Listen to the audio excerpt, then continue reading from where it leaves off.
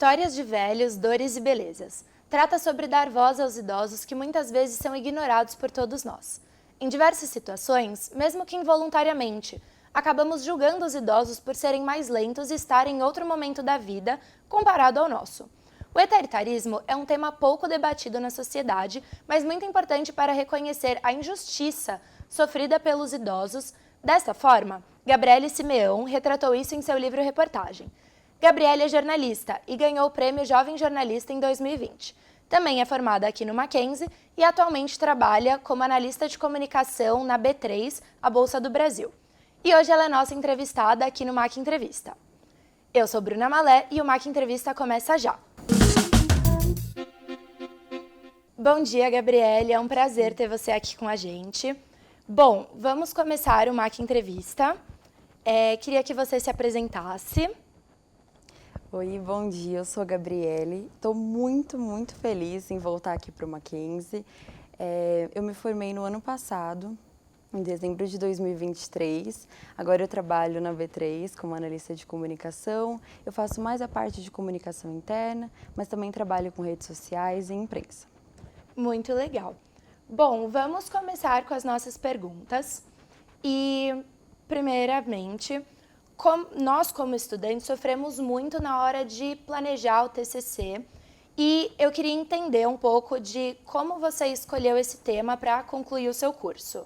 Acho que a maior dica que eu posso dar, desde o primeiro semestre, eu criei um bloco de notas e ali eu fui fazendo o meu banco de ideias. Então, sempre que eu tinha um insight, via alguma coisa diferente, eu anotava por lá.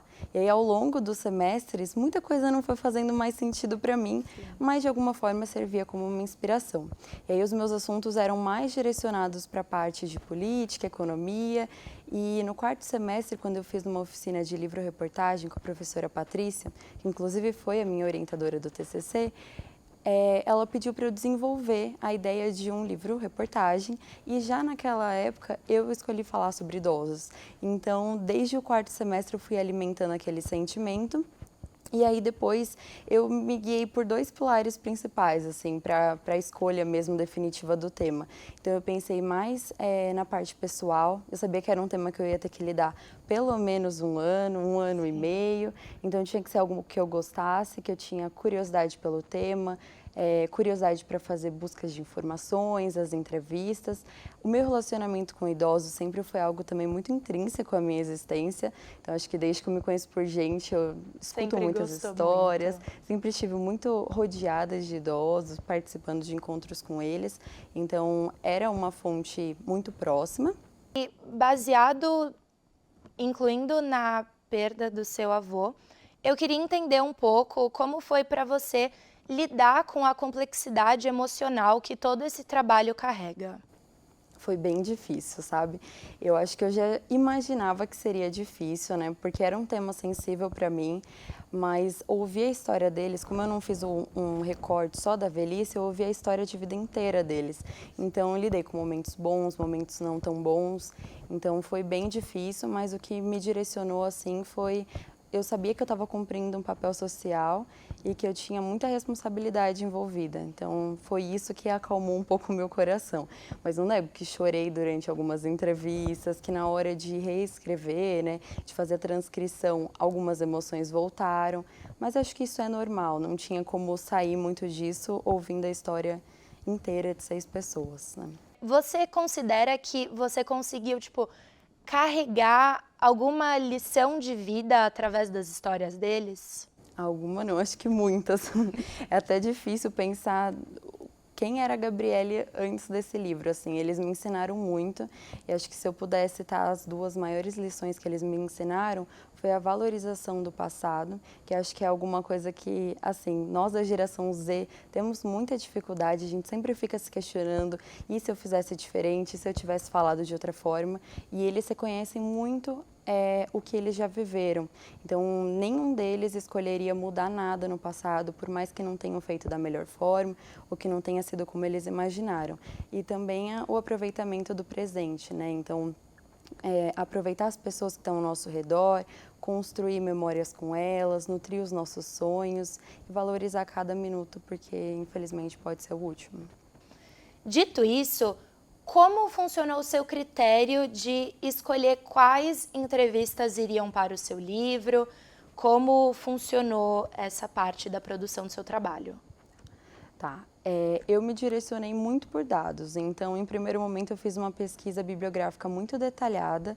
Então, eu analisei assim um pouco dos estereótipos, então, comportamentais, culturais, financeiros, religiosos, e aí eu consegui traçar 6 perfis que eu precisava ter no meu livro para contemplar um pouco da sociedade brasileira. E a partir daí eu fui por indicação, eu fui por meio de contatos mesmo, conseguindo as fontes que eu precisava.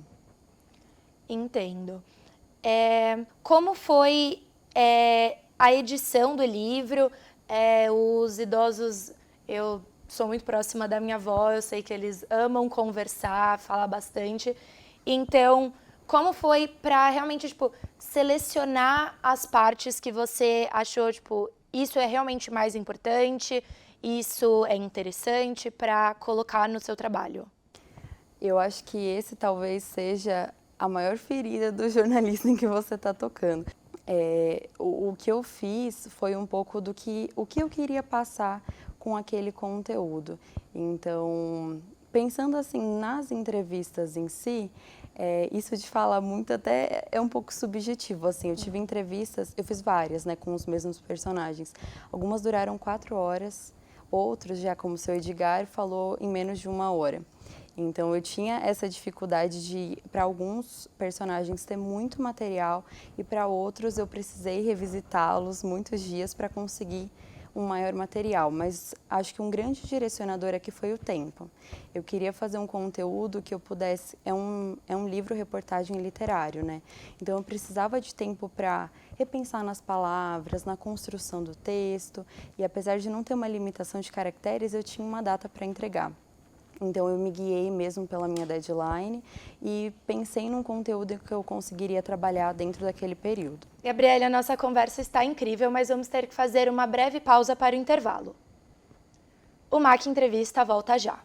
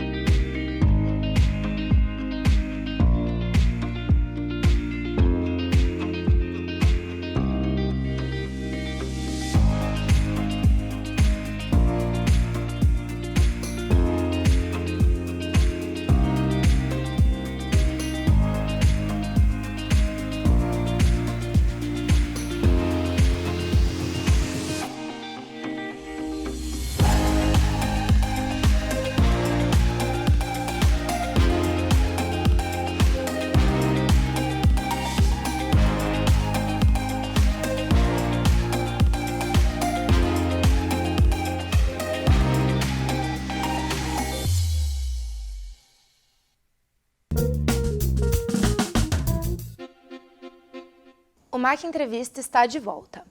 Hoje estamos com a Gabriele, ela que é ex-mackenzista e está aqui conosco justamente para falar sobre o seu TCC, que foi aprovado com excelência e motivou essa entrevista.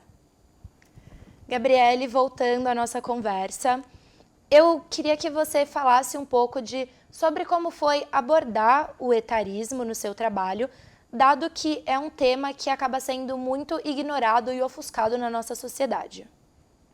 Falar sobre uma dor que não é minha, eu sabia que ia exigir muita atenção, muita humanização, muita sensibilidade e um cuidado ainda redobrado, né? Eu sabia que o etarismo existia, eu estudei sobre ele, sabia que eu ia ter que lidar com ele, mas saber e vivenciar na prática é completamente diferente. Então, eu tenho um relacionamento muito próximo com a minha avó, ela me conta muitas coisas sobre a vida dela, mas eu não sabia que ela tinha sofrido tantas vezes com etarismo, em especial no trânsito ou ao procurar algum atendimento. Dado isso, eu queria que você contasse pra gente qual foi a entrevista que foi mais marcante para você, qual seja mais feliz, mais dolorosa, talvez, mas qual foi mais marcante para o seu trabalho? Eu acho que essa resposta, assim, não existe, assim, eu não consigo colocar uma história em detrimento à outra, mas eu te garanto que a mais difícil, sem dúvida nenhuma, e que eu achei que seria a mais fácil, foi a com a minha avó. Então, eu achei que por ter essa proximidade com ela, eu teria maior facilidade, mas eu percebi que não, porque quando ela se referia à mãe dela, ela estava se referindo à minha bisavó. Quando ela se referia à filha dela, ela estava se referindo à minha mãe. E assim sucessivamente. Aí, para tangibilizar um pouquinho, dando um exemplo aqui, eu sempre ouvi que minha avó se aposentou aos 50 anos, porque por questões de que ela já tinha contribuído o suficiente e ela poderia se aposentar. Durante as entrevistas, ela me contou que, na verdade, foi pelo meu nascimento. Porque apesar de ser lindo, né, pensando, é uma prova de amor, se aposentar aos 50 anos não era algo que ela queria. Então, ouvir que ela se privou de algo que ela gostaria e de dar continuidade na carreira era algo que ela gostaria, foi complicado, assim. Então, por isso eu posso dizer que essa foi a mais difícil e a entrevista mais difícil da minha vida, assim, sem dúvida nenhuma. Como o seu livro, ele traz muito dessas histórias, qual foi o principal impacto que você quis gerar com o seu trabalho, com o seu livro-reportagem? Assim, então, na sociedade, eu gostaria que o meu livro ele gerasse um impacto na hora de repensar alguns tabus que a gente tem, em especial o etarismo. Então, eu gostaria que as pessoas começassem a pensar mais que frases que parecem tão normais, né, têm um preconceito velado. Então, falar que você é muito bonita para a sua idade tem um preconceito relacionado a que para a sua idade você não deveria estar dessa forma, né? Tem todo o estereótipo relacionado com a idade. Para os indivíduos, eu gostaria que gerasse um impacto mais na valorização mesmo das histórias. Então, um pouco do que eu contei com meu avô, eu gostaria de ter percebido isso antes. Se eu tivesse alguma referência ou feito essa reflexão antes, eu acho que eu teria aproveitado melhor o tempo em que ele estava aqui, escutado mais suas histórias, aprendido mais com ele. Então, eu espero que gere essa inspiração para valorizar também as pessoas que estão ao redor. Agora, já encaminhando um pouco para o final da nossa entrevista, e fugindo um pouco do assunto do TCC, que você contasse um pouco para nós, estudantes de jornalismo, como está sendo para você a vida pós-faculdade. Agora estamos no mês de março, então 4 meses depois de você se formar, como tem sido? Tem sido ótimo, assim, eu sinto que a cada dia eu acordo para viver o meu sonho. Eu sinto que todo dia tem alguma coisa nova para aprender. A faculdade foi extremamente importante para me dar base, mas o jornalismo ele é muito vivo, né? Ele é construído a cada dia. Então, eu me sinto muito, muito feliz mesmo. Eu tenho certeza que eu escolhi a profissão certa e eu não me arrependo em nada de ter escolhido o jornalismo. Ai, que ótimo! E para a gente poder finalizar o nosso programa, que dicas você daria para nós, estudantes e futuros jornalistas, tanto na área realmente da profissão de jornalista e para o TCC também? Eu acho que a maior dica que eu posso dar em toda a minha vida é pense no próximo. Então pense no próximo quando você vai fazer uma entrevista, pense no próximo que vai consumir o seu conteúdo. Eu acho que essa empatia com o leitor ou com o telespectador é imprescindível. Gabriele, foi um prazer ter você aqui no MAC Entrevista. O seu trabalho ficou realmente incrível e tem sido uma inspiração para a gente, tanto para seguir na carreira de jornalista, como uma inspiração de TCC. Muito obrigada, o prazer, na verdade, foi todo meu. Se você quer rever este e outros episódios do nosso programa, acesse o canal de TV Mackenzie no YouTube. E até o próximo programa!